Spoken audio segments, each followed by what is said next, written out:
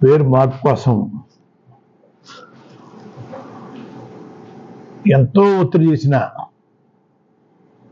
కాపు బలిజ యువతకి వాళ్ళందరూ నాకన్నా చిన్నవాళ్ళైనా వాళ్ళందరికీ ధన్యవాదాలు చెప్పుకుంటున్నానండి. నాకు స్వేచ్ఛ కలగజేసినందుకు చాలా ఆనందంగా ఉంది.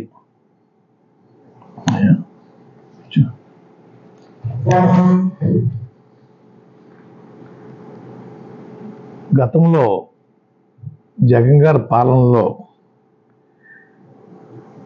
నేను ఉద్యమం చేయటం లేదు అని పవన్ కళ్యాణ్ గారు తరచూ మాట్లాడుతూ ఉండేవారండి. నా ఇమేజ్ పెంచుకోవడం కోసం ఉద్యమం చేపట్టాడు తప్ప నేనే లాభం పొందాను అనే మాటలు ఎక్కువగా వచ్చేవండి. నేను చేతకానివాడిని, అసమర్థుడిని, అమ్ముడు పోయాను కాబట్టి ఆ రోజు ఉద్యమాన్ని కొనసాగించలేకపోయిన పవన్ కళ్యాణ్ గారు కాపులకి నేను వారి కోరిక నెరవేర్చలేకపోయాను. మీ చేతిలో రాష్ట్ర ప్రభుత్వం, కేంద్ర ప్రభుత్వం కూడా మీ చేతిలో ఉన్నాయి. కాపుల యొక్క చిరకాల కోరిక తీర్చే అవకాశం, తీర్చే దమ్ము, ధైర్యం మీకు ఉందని నేను అనుకుంటా ఉన్నాను.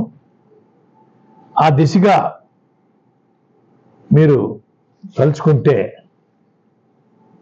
కొన్ని రోజుల్లోనే రాష్ట్రంలోనూ కేంద్రంలోనూ ఆ రిజర్వేషన్ ఇప్పించగల సత్తా మీకు ఉందని నేను భావిస్తూ ఉన్నాను. ఆ దిశగా ప్రయాణం చేసి మిమ్మల్ని ప్రేమించే కాపు బలిజ యువతని సంతోషపరచమని నేను కోరుకుంటా ఉన్నానండి. అలాగే మీ చేతిలో రాష్ట్ర ప్రభుత్వం, కేంద్ర ప్రభుత్వం మీ చెప్పు చేతల్లో మీ అండతో ఉన్నాయి కాబట్టి ప్రత్యేక హోదా కోసం ఒక అడుగు ముందుకు వేయమని నేను కోరుతా ఉన్నానండి. అది కూడా సాధించాలండి. యువత చాలా నిరాశ నిస్పృహతో ఉన్నారు. ఆ రోజు ఎక్కువ మెజార్టీ ఉండటం వల్ల బీజేపీ ప్రభుత్వం జగన్ గారి కోరికను మన్నించలేదు.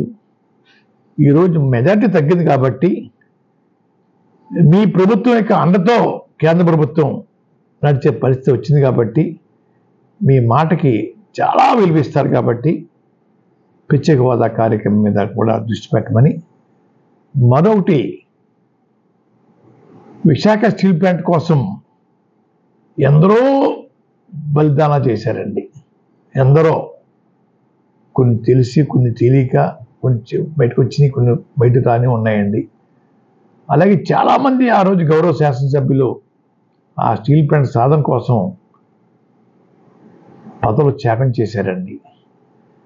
అటువంటి స్టీల్ ప్లాంట్ని ఈరోజు ప్రైవేటు పరం చేయడానికి గతంలోనే తీర్మానం చేశారు కేంద్రంలో. ఈరోజు మీ చేతిలో కేంద్ర ప్రభుత్వం ఒక కీలుబొమ్మ, మీరేం చెప్తే చేయవలసిందే వారు. కాబట్టి అది ప్రైవేట్ పరం అవ్వకుండా ప్రభుత్వం ఆధీనంలో ఉండేలాగా ప్రయత్నం చేయమని నేను కోరుతా ఉన్నానండి.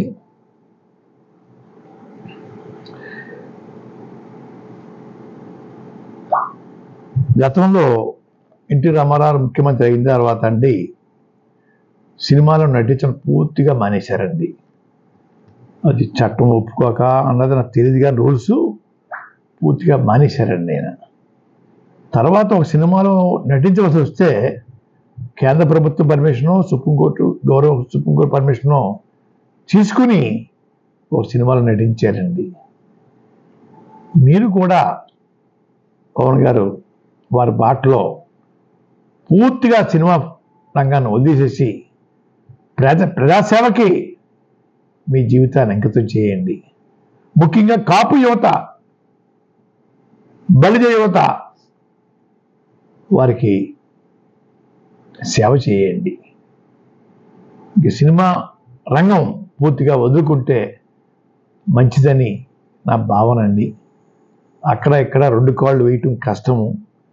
ఎన్టీ రామారావు గారు లాంటి వారే ఇక్కడే కొనసాగారండి. ఒక సినిమా మాత్రం పర్మిషన్ పుచ్చుకుని నటించారు. ఆ దాన్ని మీరు కూడా నడిస్తే బాగుంటుందని అభిప్రాయపడతా ఉన్నాను. దయచేసి పవన్ కళ్యాణ్ గారు, మిమ్మల్ని ప్రేమించే యువత నిత్యం బూతులు పెడతా ఉన్నారు మెసేజ్ల ద్వారా. ఇది మంచి పద్ధతి కాదని నా అభిప్రాయం. మీ భాషలో పెట్టాలి అనుకుంటే పెట్టించండి, బాధపడను. దానికన్నా ఒకటి చేయండి. మా కుటుంబంలో 7 ఉన్నాం. నేను, నా భార్య, నా పెద్ద కొడుకు, చిన్న కొడుకు, కోడలు, మనవరాలు, మనవడు. ఒకేసారి పంపించిన మనుషుల్ని చెప్పించేయండి మమ్మల్ని.